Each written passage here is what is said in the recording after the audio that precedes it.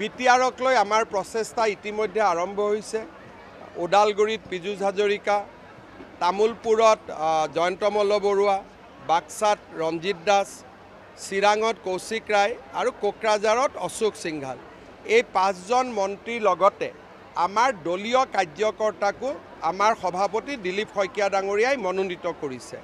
আৰু আমাৰ সভাপতি দিলীপ শইকীয়া নিজে বিটিআৰৰ পৰা সাংসদ, গতিকে তেওঁ যোৱাকালিও তামুলপুৰ আহিছিলে।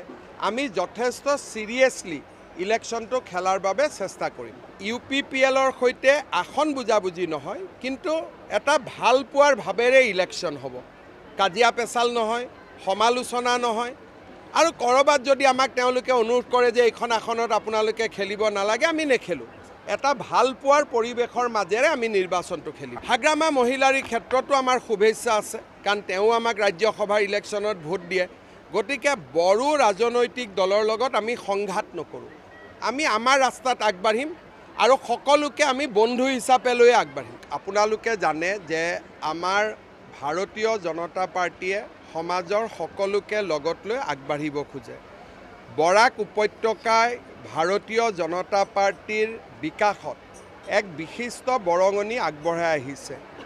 এইবাৰো মই আশা কৰিছোঁ বৰাকত 14খন আসনৰ ভিতৰত 10-11খন আমি জিকিব পাৰিম। ৰাইজৰ আশীৰ্বাদ আছে ভাৰতীয় জনতা পাৰ্টীৰ ওপৰত। যোৱাবাৰ আমি 6 মাহৰ কাৰণে তাত এটা ৰাজ্যসভাৰ টিকট দিব পাৰিছিলোঁ, কাৰণ ডিউৰেশ্যন ইমানে আছিল। এইবাৰ 6 বছৰ হ'ব। আমাৰ দলৰ সম্পাদক কানাড পুৰকায়স্থক ৰাষ্ট্ৰীয় সংসদীয় বোৰ্ডে ৰাজ্যসভাৰ বাবে নমিনেশ্যন দিছে।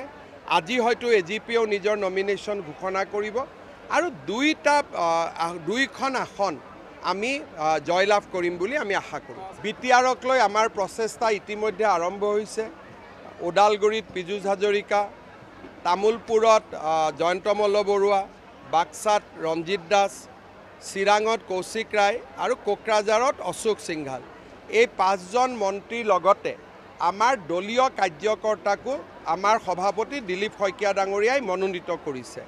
আৰু আমাৰ সভাপতি দিলীপ শইকীয়া নিজে বিটিআৰৰ পৰা সাংসদ, গতিকে তেওঁ যোৱাকালিও তামুলপুৰ আহিছিলে। আমি যথেষ্ট চিৰিয়াছলি ইলেকশ্যনটো খেলাৰ বাবে চেষ্টা কৰিম। UPPLৰ সৈতে আসন বুজাবুজি নহয়, কিন্তু এটা ভাল পোৱাৰ ভাৱেৰে ইলেকশ্যন হ'ব। কাজিয়া পেচাল নহয়, সমালোচনা নহয়। আৰু ক'ৰবাত যদি আমাক তেওঁলোকে অনুৰোধ কৰে যে এইখন আসনত আপোনালোকে খেলিব নালাগে, আমি নেখেলোঁ। এটা ভাল পোৱাৰ পৰিৱেশৰ মাজেৰে আমি নিৰ্বাচনটো খেলিম। হাগ্ৰামা মহিলাৰ ক্ষেত্ৰতো আমাৰ শুভেচ্ছা আছে, কাৰণ তেওঁ আমাক ৰাজ্যসভাৰ ইলেকশ্যনত ভোট দিয়ে। গতিকে বড়ো ৰাজনৈতিক দলৰ লগত আমি সংঘাত নকৰোঁ। আমি আমাৰ ৰাস্তাত আগবাঢ়িম আৰু সকলোকে আমি বন্ধু হিচাপে লৈ আগবাঢ়িম। আপোনালোকে জানে যে আমাৰ ভাৰতীয় জনতা পাৰ্টীয়ে সমাজৰ সকলোকে লগত লৈ আগবাঢ়িব খোজে। বৰাক উপত্যকাই ভাৰতীয় জনতা পাৰ্টীৰ বিকাশত এক বিশিষ্ট বৰঙণি আগবঢ়াই আহিছে।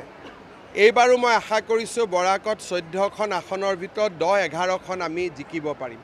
ৰাইজৰ আশীৰ্বাদ আছে ভাৰতীয় জনতা পাৰ্টীৰ ওপৰত। যোৱাবাৰ আমি 6 মাহৰ কাৰণে তাত এটা ৰাজ্যসভাৰ টিকট দিব পাৰিছিলোঁ, কাৰণ ডিউৰেশ্যন ইমানে আছিল।